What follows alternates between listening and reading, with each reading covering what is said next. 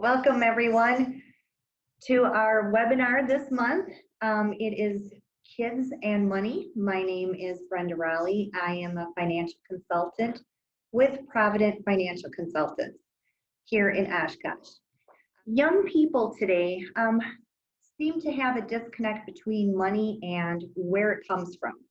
A lot of children think that money grows on trees, and that it's as easy to go to an ATM and the money just pops out. So what can we as parents do to teach them and change that attitude and show them that there is a bank account connected to that ATM, and really help them to understand money and savings and handling that money. The Mint.com did a poll, and they learned that children really look to their parents when learning about money. We are the biggest influence on them at 68%. So with knowing that, it really does give us an incentive to take it seriously and teach our children about money. What do we need to teach our children? First of all, we need to teach our children about cash flow. Where does money come from?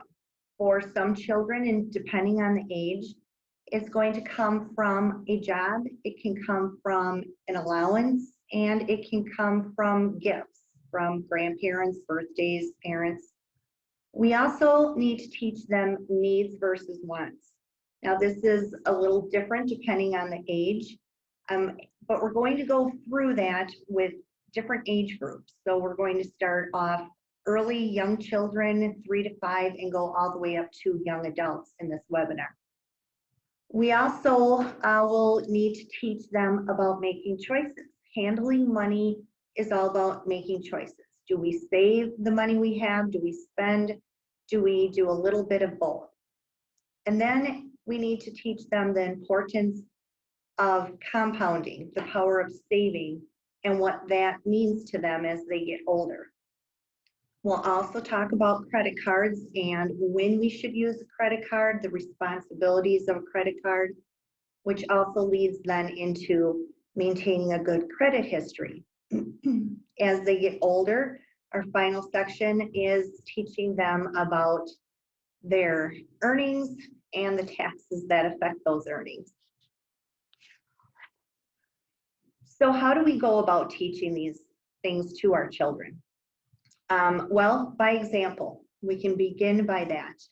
For very young children, you'll see that our children imitate us. If you are a dad and you stand with your hands on your hips and your legs slightly apart, you'll see your children copying that. Moms, when you go down and talk to your child in a soft voice, you'll see your children imitate that. So when we're out in the store, when we're making decisions in our head, we can start talking out loud about what we're thinking.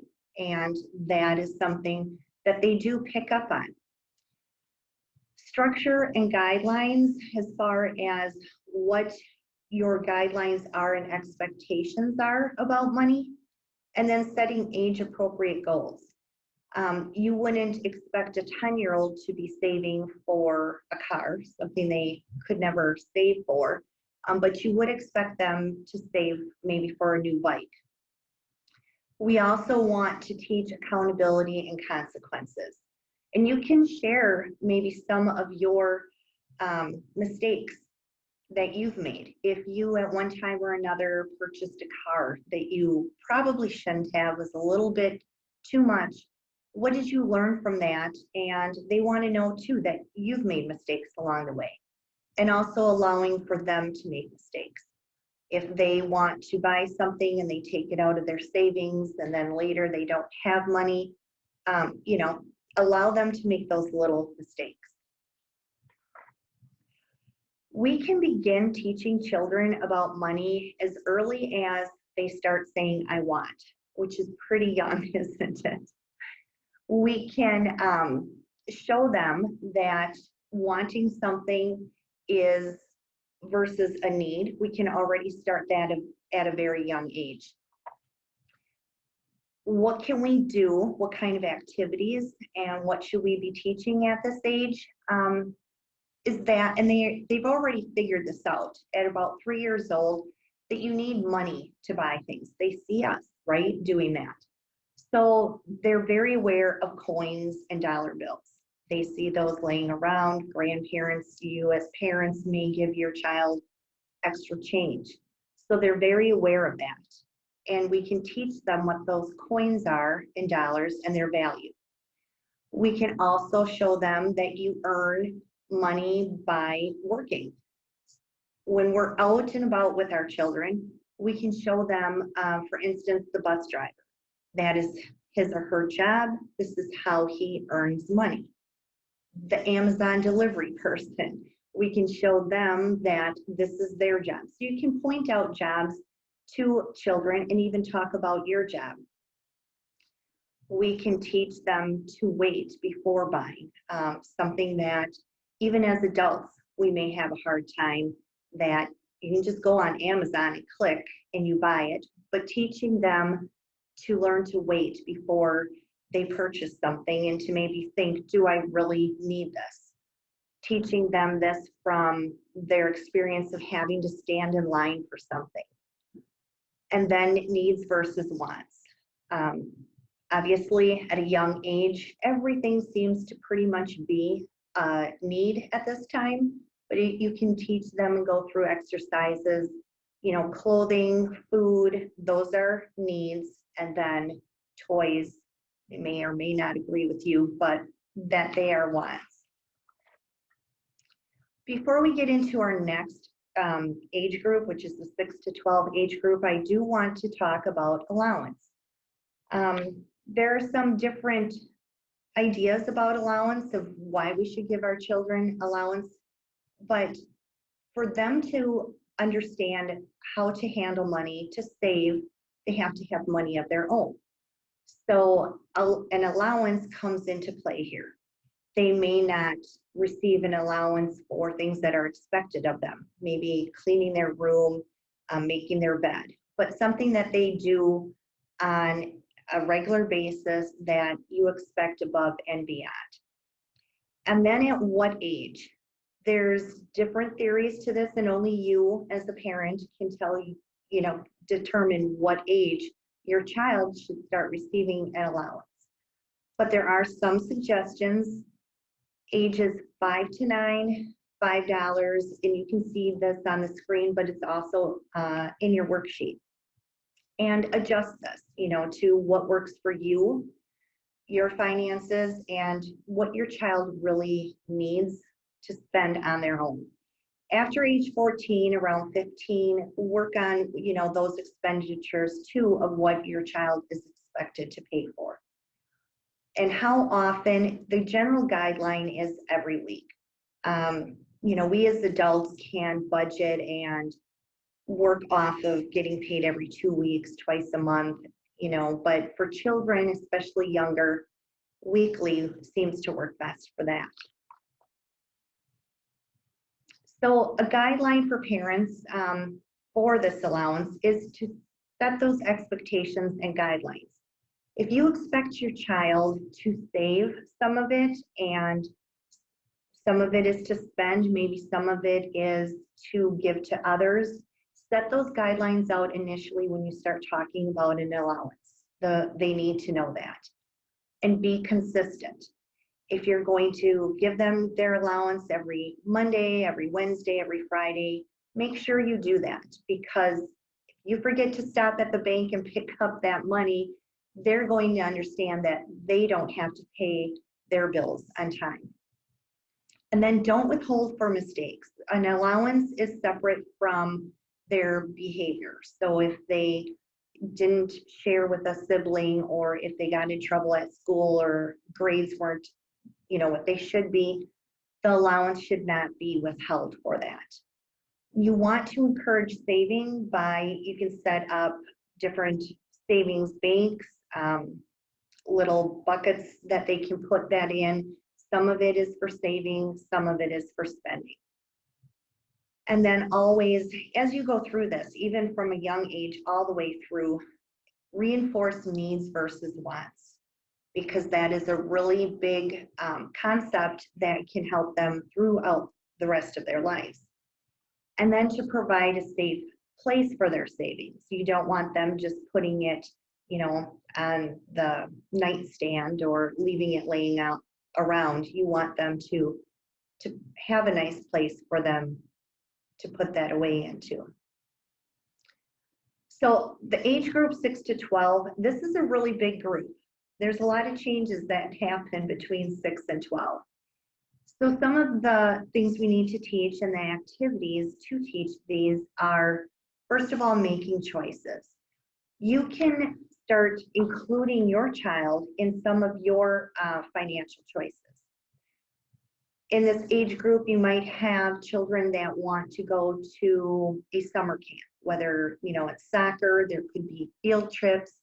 My children were allowed to go on a New York, DC trip when they were about the 12-year-old age.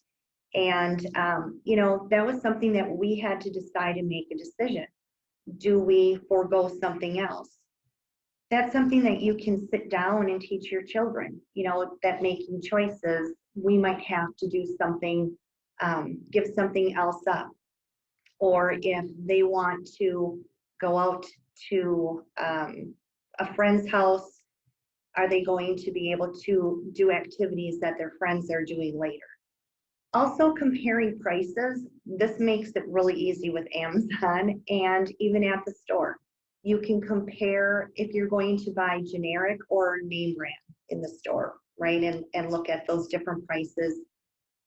On Amazon, you can put in something you want to buy and the different prices from different people will come up, including shipping or not. So these are things you can teach at this age, which then goes into online safety. You want to set rules for disclosing your personal information and understanding what can happen, if you give out too much information. Protecting money, again, setting up a bank account is really important. At the age group of 13 to 16, this again is where some big changes occur between these ages. You want to start giving them the idea that they need to save.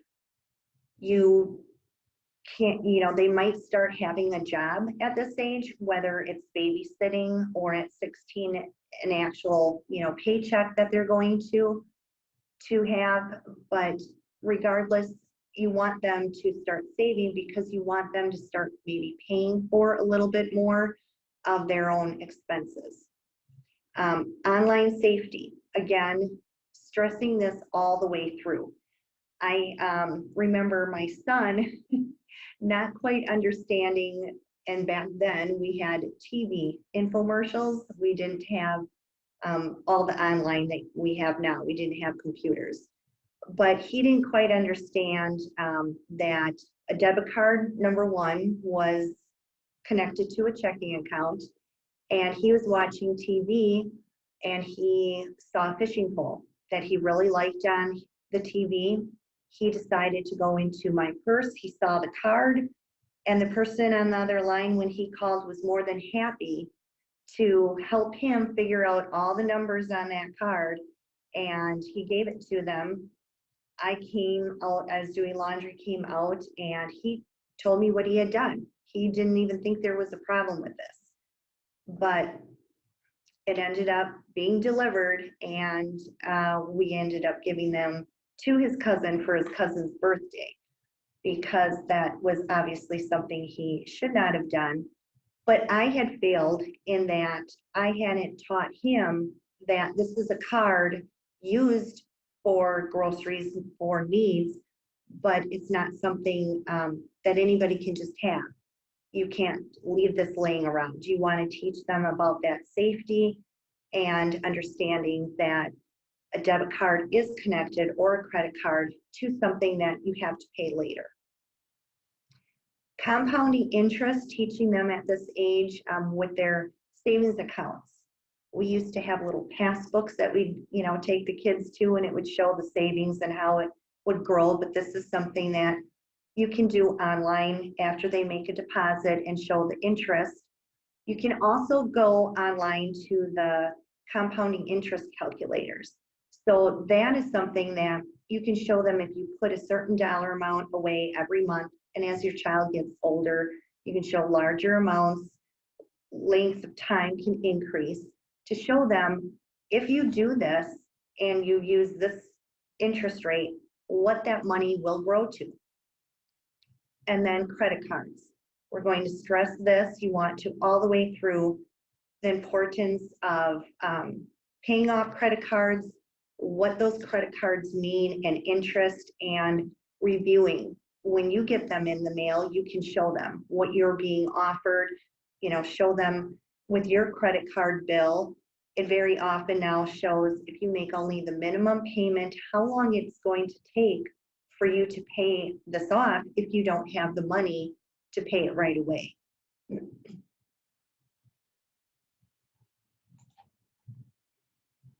So our next age group is 16 to 21.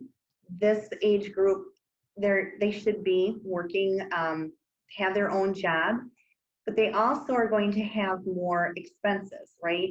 With that, maybe gas money is going to be needed, and you may or may not have them pay their own car insurance. But another thing, it's not listed on here, but from experience, at this age group, they're going out to eat a lot. They want to go out with their friends. They're going over to friends' houses, and they have this freedom now that they can eat at those restaurants. They love Taco Bell. They can go there pretty much anytime.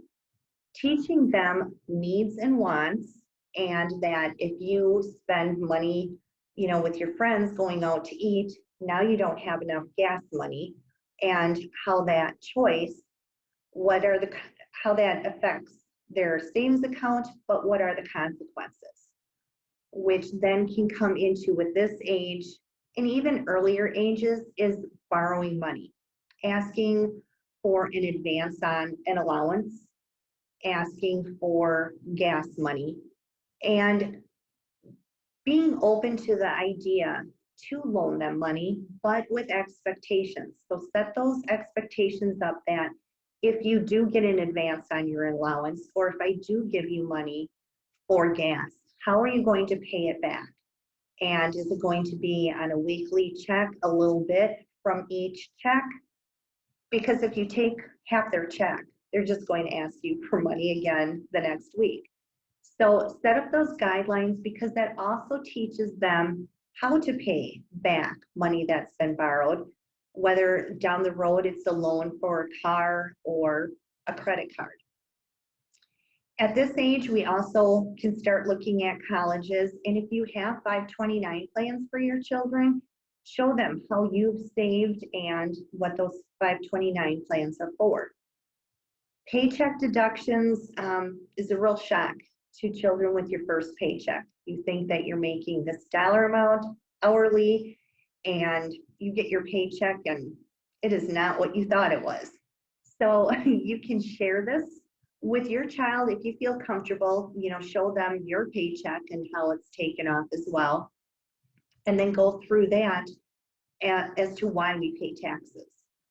You can start, once they're 18, you can start an IRA for them and show them how that will affect them later on in life, and the pros to starting early and investing with an IRA. You can start teaching them about different investment options as well. As far as credit cards are going to be used to build up credit. So while we don't want to have credit cards used for anything and everything, you can show them how this will build their credit, maintaining a good credit history if you feel comfortable, again, showing them and sharing them your credit and what can impact that in a negative way.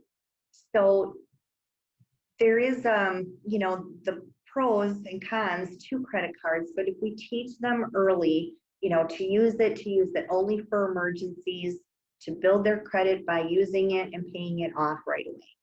And then also comparing the no fees and low interest rates, and also showing them the ones with the really high interest rates. At this age, an emergency fund should be set up.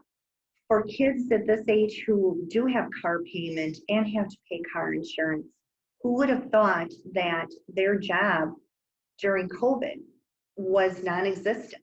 A lot of our children work in service industry, whether it's, waitressing and being in fast food restaurants. All of those just came to a standstill. So either mom and dad had to help out, or, the importance to show them that having an emergency fund for anything that is unexpected. With their IRAs, if they set those up, you can talk to them about investments and comparing fees within those investments and different accounts as well. So we've talked about a lot of information about what kids need to know, and then really how to go about teaching them. Your worksheet, it also has a lot of really good websites and information there that you can refer to. There's the age group, milestones, activities, and allowance. And like I said, with the allowance, don't be afraid to, give an advance. Sometimes if they're saving for something, they may find it on sale, and even this is a really good time to buy. They might not have enough saved up. Teaching children about credit cards, and that really all the way through, needs versus wants. I think that's something that even us as adults, we can share that with them, and how we may struggle sometimes and think that something is, we really need it now, but we really don't. So that, I think, is about all the time we have. I am going to read this disclosure to you, and while I'm doing that, if you have any questions, please feel free to send them to the info@providentfc.com. I hope that I've answered a lot of questions for you and given you a lot of tips today.